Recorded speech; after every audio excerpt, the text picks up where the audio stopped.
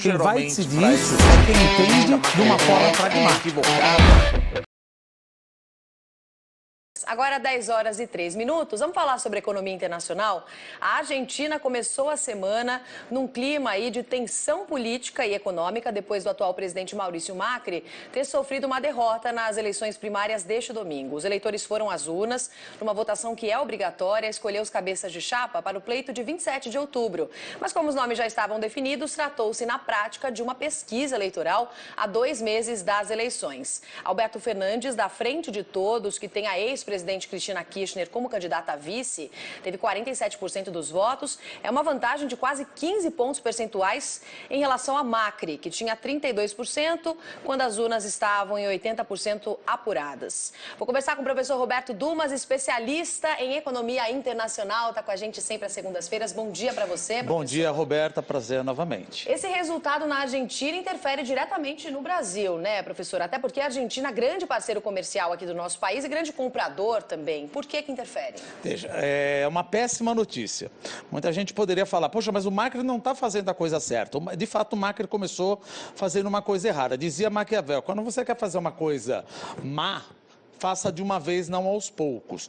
Quando ele entrou e a Cristina Kirchner havia saído, ele queria desmontar todo o intervencionismo da Cristina Kirchner devagar ou vagarosamente. Não deu certo. Não deu certo. No meio do caminho, os Estados Unidos puxou a taxa de juro e, no final das contas, a Argentina entrou numa crise. Por isso que ele está perdendo popularidade. Se a gente achar ou avaliar ou eventualmente colocar como uma possibilidade muito grande, como está mostrando aqui, que a Cristina Kirchner volta ao mercado ou volta a ser a nova vice-presidente ou eventualmente a presidente, isso vai bater frontalmente no mercado automobilístico brasileiro. Por quê?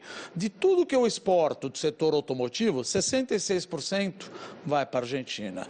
De tudo que eu exporto de autopeças, 32% vai para a Argentina. Aí você fala, não, mas espera um pouquinho, o setor automotivo ele tem mãe e pai. Quem é a mãe e pai? Tem Detroit, tem a Itália, tem os Estados Unidos, tem a Alemanha, etc. Sim, mas geralmente o setor autopeças não tem pai nem mãe. Então ele pode ser prejudicado por esse lado. E tem um outro ponto. Por exemplo, os 4 países, ou melhor, os 4 países mesmos do Mercosul, eles queriam aprovar uma cláusula, ainda não foi aprovada, juntamente com a União Europeia, onde se cada país aprovar aquele acordo de livre comércio já estaria valendo. E isso não está aprovado ainda. Existe um sério risco da Cristina Kirchner entrar e vetar o acordo que acabamos de fechar, ou seja, que está sendo costurado, que é do Mercosul com a União Europeia. Então é um problema. E outra coisa, acabei esquecendo, 2 coisas na realidade. Primeiro, o setor automotivo, setor de autopeças, setor siderúrgico. Mas por que o setor siderúrgico? Porque o setor siderúrgico ele oferta, ele supply para o setor automobilístico. Se o setor automobilístico apanha, certamente o setor siderurgia também vai apanhar. E outro ponto, o setor automobilístico, juntamente com o setor de infraestrutura, são os 2 setores que mais empregam no Brasil. Se eu vou empregar menos, veja a cadeia, o rastilho de pólvora que nós estamos jogando no meu caminho. Se o setor automobilístico é o que mais emprega, vai empregar menos, o setor de autopeças é o que mais emprega, vai empregar menos, isso bate no setor siderurgia, vai bater também no setor, ou melhor, vai bater no nível de emprego. Se bate no nível de emprego, bate no nível de renda da população. Se bate no nível de renda da população, aí contamina toda a economia. Aí por isso que o câmbio está depreciando, porque falou, olha, a economia já não está lá essas coisas, não vamos crescer muito, provavelmente seja, nós vamos comentar agora do IBC Brasil. A economia já não está crescendo muito. Se ainda tem um vento de proa vindo da Argentina, que já veio dos Estados Unidos, já veio da China, isso é câmbio que bate no 4. Exatamente. A gente tem o dólar batendo R$4 nesta manhã, né, professor? O mercado do Brasil já está reagindo a esse fator internacional, além de estar reagindo também a mais um capítulo da novela que a gente tem da guerra comercial de China com os Estados Unidos. Uma coisa que a gente sempre brinca, é mais uma flecha para São Sebastião. Ou seja, você está com briga. Estados Unidos brigando com os chineses já há uma semana, que mexe no câmbio, deprecia, não deixa importar coisas da Huawei, isso acaba impactando. Outro ponto, você está vendo aqui o problema dos protestos de Hong Kong. Outro ponto é a Argentina muito provavelmente vai ser eleita, ou que mostrou pelo menos as prévias, que a Cristina Kirchner ganha. O que é Cristina Kirchner? Se ela não mudou, significa intervencionismo. E isso já deveria estar nas catacumbas da política macroeconômica. Porque, veja, oferta e demanda. No momento que você coloca um preço, ou você gera escassez ou sobreoferta. Ah, mas o Macri não está fazendo? É verdade, o Macri congelou uma cesta de preço de bens aí. Está fazendo errado, ele fez tudo errado. Mas aí, no final das contas, ele está desesperado. Por isso que ele congelou preços e salários. E aí, o que acontece? Quando você congela preço, e eu estou com vontade de consumir, vai ter um desabastecimento. Quem tem idade como eu, a gente lembra o que aconteceu em 1986 com os fiscais do Sarney, o plano cruzado. Isso não dá certo. Como não dá certo e dá uma insatisfação para a população, então vamos trazer a Kirchner de novo, ela vai fazer tudo diferente. Não vai fazer diferente, isso é péssimo para o Mercosul, péssimo para a Argentina, péssimo para o Brasil e péssimo porque justamente estava ocorrendo uma aliança de astros liberais na economia da América Latina. Ela voltando para o poder não é bom. E em termos de compras, né? A Argentina compra muito do Brasil, principalmente quais produtos que podem ser ameaçados, professor? Aquele produto que nós estamos falando, por exemplo, do carro. 66% dos produtos dos carros que eu exporto vão para a Argentina. Então, só para você ter uma ideia, as vendas de carros, acho que foi em maio desse ano, caíram 48% comparado ano a ano.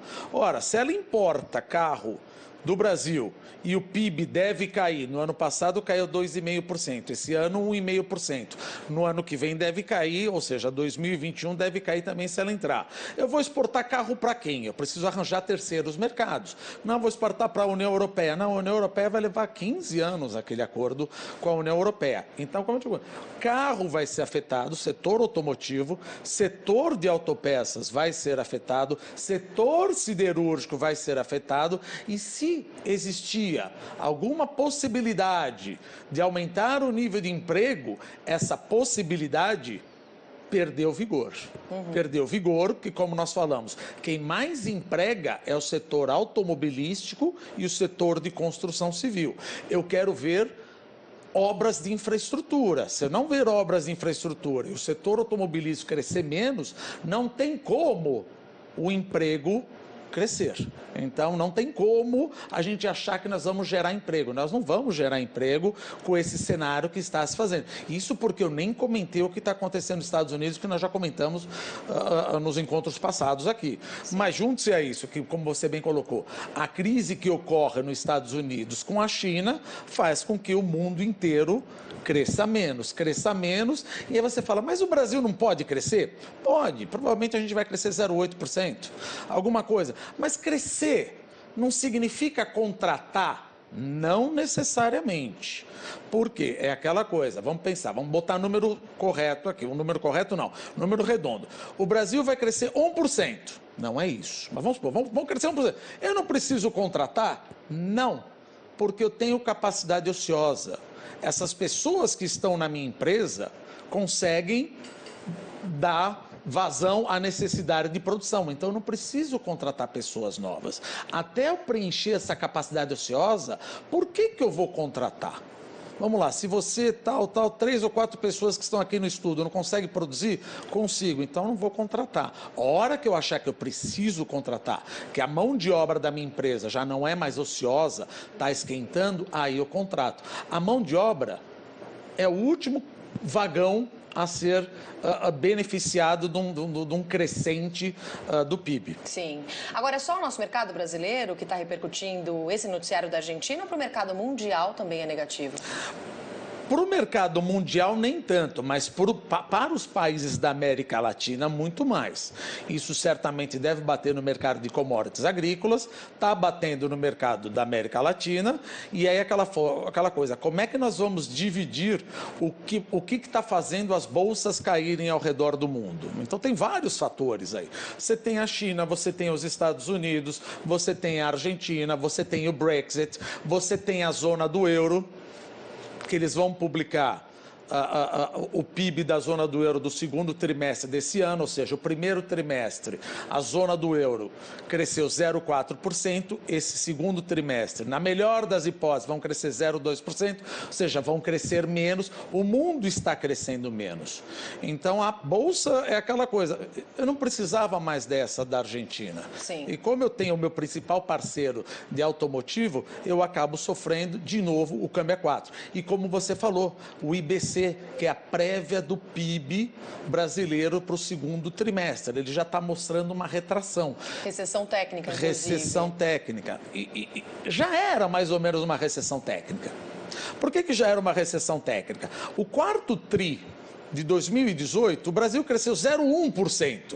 Se ele tivesse crescido menos 0,1%, já era recessão. Então vamos dizer que não é uma recessão, cresceu 0,1%. Olha o nível de discussão que nós estamos. Crescemos 0,1 ou caímos menos 0,1? Isso é bobagem. O que importa? Não importa, mas tudo bem. E no segundo tri caímos 0,2. E agora está projetando que nós vamos cair 0,13. Então, se houver alguma reavaliação do nosso PIB do quarto tri de 2018, corremos o risco de estarmos caindo durante 3 trimestres. Sim. E não 2 trimestres. E isso é terrível. Não, mas o que passou, passou. Bola para frente. Não, não é assim, não. Economia não é assim. O que passou, passou, bola para frente. O que passou afeta a minha expectativa futura. Se eu estou vendo que a economia não está tendo tração, mesmo com a reforma da Previdência, mesmo com a queda da Selic, mesmo com a liberação do Fundo de Garantia, eu, empresário, falo, olha, então parece que o governo precisa fazer mais alguma coisa, então vou parar de investir. É a profecia se autorrealizando. O PIB não cresce, se o PIB não cresce, apesar de que pese todas as medidas, eu invisto menos, eu contrato menos, eu consumo menos, eu vendo menos, eu invisto menos. Então o governo tem que fazer alguma coisa ou dar alguns sinais, mas é que ele já deu. E o problema não está tanto mais domesticamente, está no cenário internacional. Estou tendo pancada de todos os lados no cenário internacional. E é por isso que a queda da Selic, por exemplo, não ajuda muito na divulgação desses números, né, professor? Eu acho que você tocou num ponto excelente em relação à queda da Selic, por exemplo. Quando a gente fala, olha, a Selic caiu de 6,5 para 6, agora vai. Não, não é bem assim. Porque existe uma coisa chamada spread bancário. O que é spread bancário? É o custo do dinheiro que o banco levanta vis-à-vis o quanto ele cobra do consumidor final. É esse delta aí. Quanto que ele levantou e quanto que ele empresta. O spread bancário do Brasil é o segundo maior do mundo, perdendo apenas para Madagascar. Uhum. É um spread de 38%. Aí você fala, mas é a ganância do banco? Sim, a gente pode dizer que é a ganância do banco, mas todo mundo tem ganância. Mas não é só isso. Primeira coisa que você pensa, qual é o problema? Primeiro, concentração bancária. Você tem 4 ou 5 bancos. Você não tem concorrência. Quando você não tem concorrência, nós chamamos, eventualmente, poderia dizer, um oligopólio. Primeira coisa. Segundo, os impostos são muito altos, o PIS e COFINS. Terceiro, reserva compulsória. Reserva compulsória é um pedaço do depósito à vista e depósito a prazo que o banco é obrigado a deixar separado para o Banco Central, exigibilidade. O reserva compulsória depósito à vista é 21%, ou seja, de cada R$100 que você deposita no banco, 21% o banco está proibido de emprestar. Então, concorda, quanto maior a reserva compulsória, menor a capacidade do banco de emprestar moeda, maior o spread bancário. Só isso? Não. Alta inadimplência. Por que alta inadimplência? Aí a gente vai colocar uma cruz em cima da legislação e da justiça. Por quê? A legislação ela é um pouco permissiva. Porque quando você tem uma conta salário, o STJ aprovou que você só pode, você devedor, tirar 30% da conta salário. Mas espera um pouquinho, você não tomou dinheiro? Você não é devedor? Sou. Então não é certo eu pegar a tua conta salário? É, mas só 30%, senão prejudica. O banco pensa o seguinte, bom, se eu não posso pegar nem a conta salário, e eu não posso pegar também a única casa dele, então eu não vou perder. Para eu não perder, eu cobro mais spread bancário. Eu vou cobrar de quem tem dinheiro para pagar aquele que vai me dar um calote. E outro, tem o lado da justiça social. Fazer o bem é bom. Quem não gosta de fazer o bem? Todo mundo adora fazer o bem. Só que no momento que eu ajudo o devedor, ou, por exemplo, eu lembro muito bem em 1999, onde a justiça deu direito de causa a todos aqueles devedores em dólares. Perfeito, que estava tomando dinheiro em leasing em dólar. Perfeito, mas a hora que o banco vê que ele não vai receber, ou que existe uma dificuldade jurídica, uma incerteza jurídica, ele aumenta o spread. E outra, existe uma coisa chamada assimetria de informações, que era o cadastro positivo. Hoje você tem o cadastro positivo, se você é uma boa pagadora, você está lá no cadastro positivo e pode pedir para tirar. Eu gostaria que você tivesse um cadastro negativo, que eu pudesse ver, porque eu não sei quão boa pagadora você é ou não. Isso tudo influencia no spread bancário. Mas quanto que fica o spread bancário? Por exemplo, se você é consignado, você cobra 36% um custo de consignado. A Selic é 6%. Se você tomar um empréstimo normal, pessoa física, você paga 120%. Se você for tomar o empréstimo do cartão de crédito, é 322%. Então, você concorda que cair de 6,5% para 6% não faz nem cócegas na economia? Sim. Você tem que mexer no canal do spread bancário. E como é que eu mexo? Você tem por todos os lados concentração, imposto, reserva compulsória e recuperar daquele que deve. Outro exemplo, quando você entrou numa recuperação judicial no Brasil, isso eu acho um dado fantástico. Você entra numa recuperação judicial, você deu calote. Você entrou numa recuperação judicial no Brasil, 14% de cada R$100 você vai receber de volta. Ou seja, R$86 você vai perder, na média. E isso leva, no mínimo, na média, 4 anos. Se você estiver falando de China, Coreia, Estados Unidos, leva de 1 a 2 anos para você receber de volta e você recebe de 80% a 92%. É por isso que o spread é barato, é por isso que o spread é pequeno. O spread no Brasil é 38% para pessoa física, para pessoa física, e 11% pessoa jurídica. Na América Latina, 7,5%. No mundo, 5,5%. Então, quando você falar o Selic caiu, agora eu vou sair comprando? Não, a Selic caiu, mas o spread bancário subiu. Selic não vai fazer efeito, não é assim que está funcionando. O Banco Central deve trabalhar e está trabalhando para diminuir, para que o canal da transmissão da política monetária chegue até o consumidor final. Não está chegando. E ainda, professor, para a gente projetar aí os principais assuntos da semana, vamos falar um pouquinho sobre a situação em Hong Kong, mudando de assunto, porque há mais manifestações por lá, a gente tem várias imagens, inclusive interrompendo o funcionamento do aeroporto.